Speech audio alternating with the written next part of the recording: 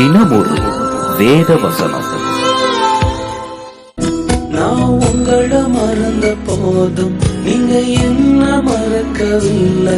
நான் விசுவாசிக்கிறாய், இதிலும் பெரிதானவைகளை காண்பாய். யோவான் 1:50. தூக்க மறக்கலையே, உம்மை ஆராதிப்பேன் அழகே, என்னை மன்னிக்க வந்த அழகே, உம்மை பாட உம்மை புகழ.